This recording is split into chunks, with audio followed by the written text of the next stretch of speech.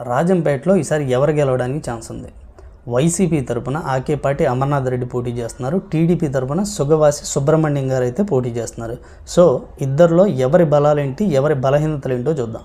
ముందుగా ఆకేపాటి అమర్నాథ్ రెడ్డి గారి సంగతి తీసుకుంటే ఆయనకి ఇక్కడ వైసీపీ అమలు చేసిన సంక్షేమ పథకాలే మేజర్ అసెట్గా మారుతుంది. సో ఆ సంక్షేమ పథకాలే ఆయనకి భారీ బలంగా మారాయి. ఇక మైనస్ల సంగతి చూస్తే అన్నమయ్య ప్రాజెక్టు విషయంలో నిర్వాసితులకి సరైన న్యాయం జరగలేదు ఇప్పటికీ అనే టాక్ అయితే విపరీతంగా ఉంది. అలాగే ఎలక్షన్స్కి ముందు ఇక్కడ కొత్త ఫ్యాక్టరీలు తీసుకొస్తాం, నిరుద్యోగులకి పరిష్కారం చూపిస్తాం అని చెప్పారు. ఎలాంటి ఇండస్ట్రీస్ రాకపోవడం అక్కడ భారీ మైనస్గా కనపడుతుంది. ఇటువైపు సుగవాసి సుబ్రహ్మణ్యం గారికి అడ్వాంటేజ్ ఏంటంటే ప్రభుత్వం మీద ఉన్న వ్యతిరేకత ఈయనకి అడ్వాంటేజ్గా కనపడుతుంది. ఇక ఈయనకి డిసడ్వాంటేజెస్ ఏంటంటే ఈయనకి ప్రతికూలతలు ఏంటి అంటే చెంగల్ రాయుడు గారు పూర్తిగా సపోర్ట్ చేయబోవడం. ఎందుకంటే చెంగల్ రాయుడు గారికి టికెట్ వస్తుంది అనుకున్నారు, ఆయనకు రాకుండా ఈయనకు రావడంతో ఆయన పూర్తిగా సపోర్ట్ చేయట్లేదు అనే టాక్ అయితే నడుస్తుంది. సో అది మైనస్గా మారే అవకాశం ఉంది.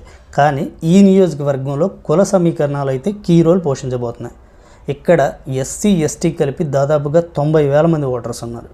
సో బీసీ సంగతి తీసుకుంటే 70,000 మంది ఉన్నారు. బలిజ ఓటర్లు 30,000, మైనారిటీ ఒక 20,000, రెడ్లు ఇంచుమించుగా అలానే ఉన్నారు. సో ఈ నియోజకవర్గాన్ని బాగా ప్రభావితం చేసేది ఎస్సీ అండ్ బీసీ ఓటర్స్.